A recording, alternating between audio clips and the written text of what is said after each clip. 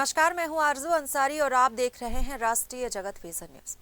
राजनांदगांव जिले के मोहर नदी में हुए अवैध रेत उत्खनन से जुड़े गोलीकांड मामले में बड़ी कार्रवाई हुई है। आज पुलिस की टीम ने फरार चल रहे 3 आरोपियों को भोपाल से गिरफ्तार कर लिया है। गिरफ्तार आरोपियों में जितेंद्र नारौलिया, अमन सिंह परिहार और अभय सिंह तोमर को राजनांदगांव लाया गया है। गिरफ्तारी के दौरान पुलिस ने अभय सिंह तोमर के पास से एक देसी कट्टा और एक जिंदा कारतूस भी बरामद किया है।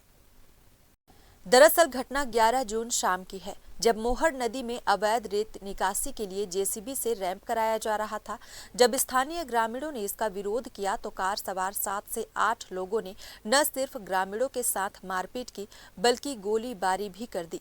इस मामले में थाना बसंतपुर में गंभीर धाराओं के तहत अपराध क्रमांक 257/2025 दर्ज किया गया था।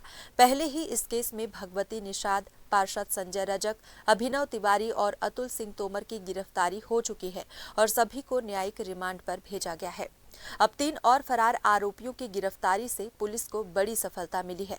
पुलिस अधीक्षक मोहित गर्ग के निर्देशन में और एएसपी राहुल देव शर्मा के मार्गदर्शन में विशेष 5 टीमें बनाई गई थी।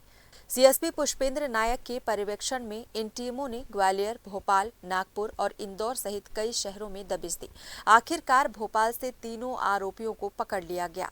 गिरफ्तार अभय सिंह तोमर के पास से हथियार मिलने के साथ ही आरोपी अभिनव तिवारी के ट्रांजिट रिमांड बयान के आधार पर MG हेक्टर कार, जिसका उपयोग वारदात में किया गया था, उसे भी पुलिस ने जब्त कर लिया है। तीनों आरोपियों को न्यायालय में पेश कर पुलिस ने रिमांड हासिल कर लिया है, ताकि पूरे मामले से जुड़े अन्य सुराग और साक्ष्य भी जुटाए जा सके। वहीं अब भी कुछ आरोपी फरार हैं, जिनकी तलाश में पुलिस की टीमें लगातार दबिश दे रही हैं। राजनांदगांव में 11 तारीख को हुए मोहड़ में अवैध रेत खनन करते हुए गोलीकांड के एक बड़े हादसे में राजनांदगांव पुलिस पहले ही 4 लोगों को गिरफ्तार कर चुकी है और घटना में प्रयुक्त 2 गाड़ियां भी उसमें जब्त की गई थी। इसमें एक बहुत बड़ी कार्रवाई करते हुए 3 और लोगों को, फरार आरोपियों को गिरफ्तार किया गया है, जिसके अंदर जितेंद्र नारौलिया, अमन सिंह परिहार और अभय सिंह तोमर, इन 3 लोगों की गिरफ्तारी की गई है। तीनों का MP से अलग अलग जगह पर इनके पतासाजी करते हुए, छापेमारी करते हुए पकड़ा गया है। इनके पास से एक वेपन और एक जिंदा कारतूस भी मिला है, जिसका बैलिस्टिक परीक्षण के लिए भेजा जा रहा है। साथ ही साथ जो इन लोगों की गिरफ्तारी के बाद जब हम लोगों ने इन लोगों से पूछताछ की तो कुछ और साक्ष्य सामने आए, जिसके बेस पर हम लोगों ने पुलिस रिमांड जो पहले से गिरफ्तार अभिनव तिवारी और अतुल तोमर थी उनकी ली, और उसके बाद हमें कुछ और साक्ष्य मिले, जिसके बेस पे अभिनव तिवारी की गाड़ी MG हेक्टर को भी हम लोगों ने आज जब्त किया है। तीनों को गिरफ्तार करके विधिवत न्यायिक रिमांड पर भेजा गया है। सर, अभी तक कोई मुख्य आरोपी निर्धारित हुआ है और इसके अलावा और भी आरोपी हो सकते हैं? जहां तक अभी तक हम लोगों को विवेचना में समझ आ रहा है, अभी भी कुछ 2 से 3 लोग और इसमें हैं और ये संख्या और ज्यादा भी हो सकती है जैसे जैसे इसमें विवेचना आगे बढ़ेगी। आज की डेट में किसी एक को मुख्य आरोपी बोलना संभव नहीं है। सर, और कुछ वेपन मिलने की उम्मीद है?